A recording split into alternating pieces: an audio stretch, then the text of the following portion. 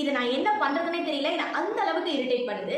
என்னதான் அழகாக hair style பண்ணாலுமே இது மாதிரி பேபி ஹேர்ஸ் அண்ட் ஃப்ளைஅவேஸ் வந்து டோட்டல் லுக்கே வந்து கொலாப்ஸ் பண்ணிடும். இந்த ப்ராப்ளம் இப்போ இல்லை, எனக்கு ரொம்ப நாளாகவே இருக்குது. எவ்வளோ தான் அழகாக ஹேர் ஸ்டைல் பண்ணாலுமே இந்த மாதிரி இருக்க ஹேர்ஸ் வந்து ஃபுல்லாகவே டேமேஜ் பண்ணிடும். ஸோ இதுக்கு என்ன சொல்யூஷன் அப்படின்னு நான் நிறைய சர்ச் பண்ணி ஃபைனலி ஒரு ப்ராடக்ட் கொண்டு வந்திருக்கேன். ஃபர்ஸ்ட் அது எந்த அளவுக்கு ஒர்க் ஆகுதுன்னு பார்க்கலாம். நல்லா இருந்தால் மட்டும் நான் உங்களுக்கு ப்ராடக்ட் சஜஸ்ட் பண்ணுறேன். ஃபர்ஸ்ட் என்னோட பேபி ஹேர்ஸ் வந்து எவ்வளோ இருக்குது அப்படின்னு காமிக்கிறேன். So this is the product. நான் இப்போ வந்து இதை ரிவீல் பண்ண மாட்டேன். இது பார்க்கறதுக்கு ஒரு மஸ்காரா ஸ்டிக் மாதிரி தான் இருக்கும். நான் நிறைய ப்ராடக்ட் பார்த்தேன், பட் எனக்கு வந்து நான் ரிவ்யூஸ் பார்த்ததில் இது கொஞ்சம் ஓகேயா இருந்தனால நான் இதை பிக் பண்ணேன். இங்கே பார்த்தீங்களா எந்த அளவுக்கு வந்து இதை கண்ட்ரோல் பண்ணியிருக்குன்னு. இந்த சைடு வந்து ட்ரை பண்ணலாம்.